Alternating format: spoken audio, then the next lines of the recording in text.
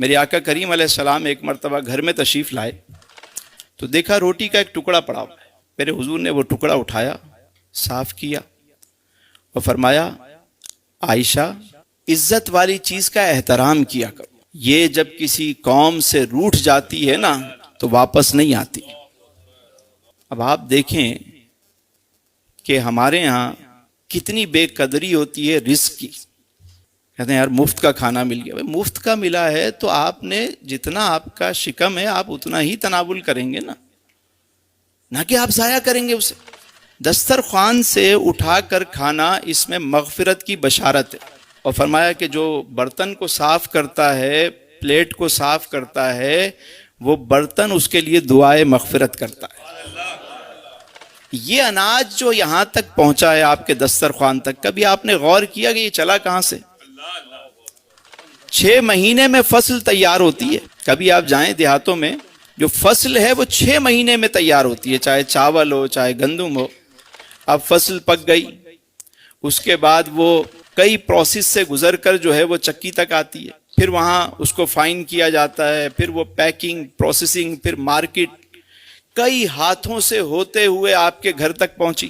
والدہ نے بنایا, بہن نے بنایا, بیوی نے بنایا, یا ہوٹل سے آپ نے خریدا, وہ پک کے اس میں گیس استعمال ہوئی, پانی استعمال ہوا, نمک استعمال ہوا, اتنی چیزیں اس میں شامل ہوئیں.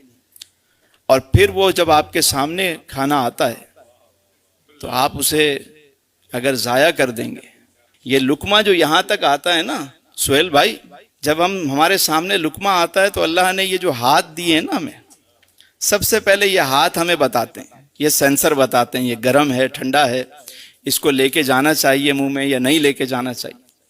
پتہ چلا بھائی نارمل ہے, آپ نے اٹھایا یہاں پہ لے کر آئے. اب یہاں اللہ نے یہ دوسرا سینسر لگایا ہوا ہے, آپ کو فوراً خوشبو آ جائے گی کہ یہ باسی ہے یا تازہ ہے, یہ اندر جانا چاہیے یا نہیں. اب دوسری ناک نے بتایا کہ بھائی ہاں صحیح ہے, اس کو منہ میں رکھ. منہ میں رکھا تو اب تیسرا جو سینسر ہے وہ کام کر رہا ہے, دانت ہیں, وہ بتاتے ہیں اس میں کوئی کنکر تو نہیں, پتھر تو نہیں, لوہا تو نہیں. اب وہ بتا رہے ہیں. اس پروسیس سے گزر کے جب لقمہ اندر جاتا ہے تو اندر الگ نظام ہے, کہاں کتنا خون بننا ہے, ایک لقمے کے لیے کتنا بڑا نظام ہے. اللہ کی کیسی کیسی نعمتیں ہیں.